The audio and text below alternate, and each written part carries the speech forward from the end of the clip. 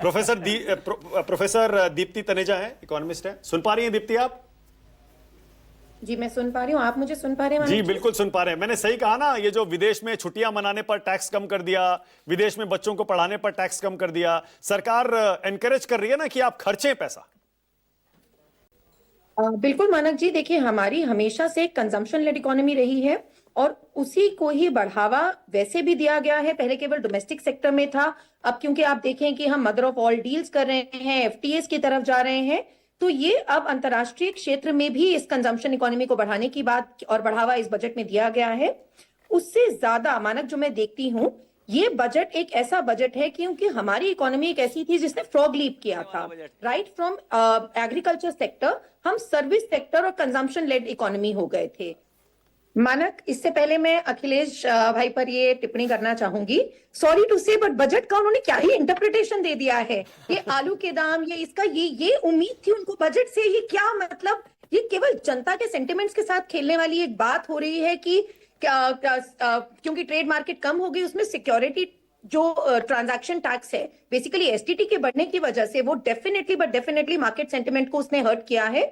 क्योंकि मार्केट्स में दोनों बात हो रही थी कि अगर एसटीटी बढ़ाना है तो कैपिटल, जो long term capital gain tax है एलटीसीजी जिसको कहते हैं, वो कम करने की बात होगी, तो वो कम नहीं किया गया। मतलब ये क्या जनता के सेंटिमेंट्स के साथ खेलने की बात हो रही है? आलू का दाम नहीं बढ़ाया गया, मतलब फॉर हेवन सेक मानक, ये एक हमारे चुने हुए एमपी हैं, ये बजट की बात हो रही है, ये कोई मतलब सॉरी दीप्ति ये राजनीति है, पॉलिटिक्स में यही होता है। जब कांग्रेस की गवर्नमेंट थी जब कांग्रेस की गवर्नमेंट थी, बजट आता था, तब बीजेपी के नेता भी इसी तरह के बयान देते थे, या फिर ये जो क्षेत्रीय दलों के नेता हैं ऐसे ही बयान देते थे।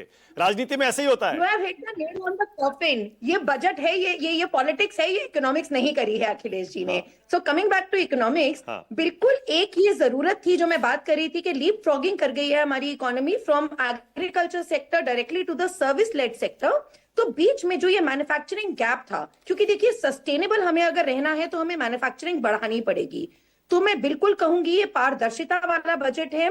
और जहां तक की लय सेट करने वाली बात थी, उन्होंने पहले ही इसको कर्तव्य बजट बोल के, माननीय वित्त मंत्री निर्मला सीतारमण जी ने इसको जब कर्तव्य बजट बोला तो पहले ही एक सेंटिमेंट सेट कर चुकी थी कि इससे हम बहुत ज्यादा टैक्स रिलीफ की उम्मीद और पॉपुलिस्ट होने की उम्मीद ना करें। देखिए मानक, हमेशा पॉलिटिक्स की आपने बात करी, किसी भी पॉलिटिशियन के पास सत्ता में रहते हुए, चाहे वो छोटे कस्बे से लेकर एक बड़े पूरे देश के नेतृत्व की बात हो, हमेशा एक ट्रेड ऑफ रहता है, पॉपुलिस्ट बनना या रियलिस्टिक बनना लॉन्ग टर्म ग्रोथ के लिए।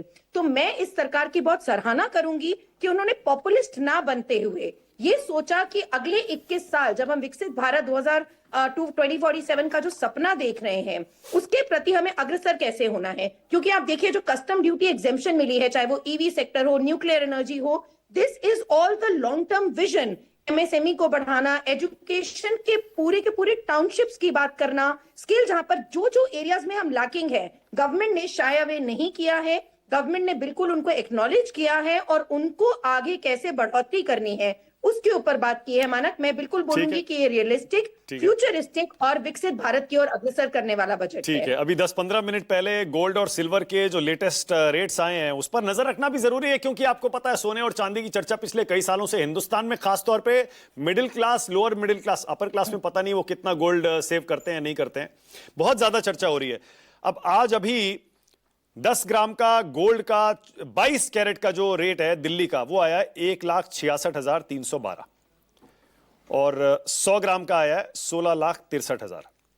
ये गोल्ड के दामों में, दीप्ति आपका एक कमेंट, गोल्ड और सिल्वर के रेट्स में इतना फ्लक्चुएशन जो आ रहा है, अभी लोगों को क्या करना चाहिए?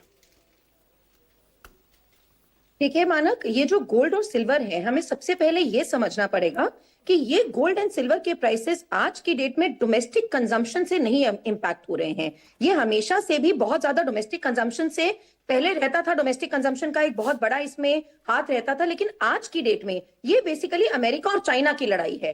चाइना अमेरिका को रिजर्व करेंसी की तरह डी डॉलराइजेशन, जिसको हम बहुत कॉमन सेंस में बोलते हैं, कॉमन टर्म्स में, वो कराने की चाइना की एक ये बहुत बड़ी एक मुहिम छिड़ी हुई है, जिसके चलते रिजर्व बैंक जो हैं, सिर्फ भारत का ही नहीं, दुनिया भर हमारे पूरे ऑल ओवर द वर्ल्ड के जितने भी रिजर्व बैंक हैं, वो डॉलर को ऑफलोड कर रहे हैं और वो गोल्ड को खरीद रहे हैं। तो इस सब जो आपने आज की बात की, देखिए हमारे लिए ये बड़ा एक एक एबरेशन में बोलूंगी, संडे को हमारी मार्केट्स खुली हैं और ट्रेडिंग हो रही है। पूरे वर्ल्ड के लिए आज ये मार्केट्स बंद हैं।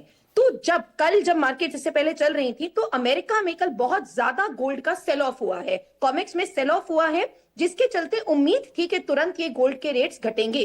तो जो लोअर सर्किट लगा है, जब आज मार्केट संडे को खुली है, जो एक एबनॉर्मल चीज है हमारे भारत के लिए, तो तुरंत जिनको पता है कि आगे ये 2 लाख तक भी जाएगा, because this is a world phenomenon, सबको पता है सेंट्रल बैंक स्टॉकअप करेंगे। अगर वहां पे डॉलर का वर्चस्व खत्म होगा तो आपका इंपॉर्टेंस गोल्ड और सिल्वर का ही जाएगा। तो आज क्योंकि ये प्राइसेस अचानक कम हुए हैं इतने बढ़ने के बाद और आगे बढ़ने की पूरी उम्मीद है, तो आज बड़ा एक्सपेक्टेड था कि ट्रेडर्स इसको खरीदेंगे, ईटीएफ कह लीजिए चाहे सॉलिड गोल्ड कह लीजिए, जिसके चलते ये मार्केट की गिरावट मतलब लोअर कैप लगना, लोअर सर्किट लगने की उम्मीद थी। ओके।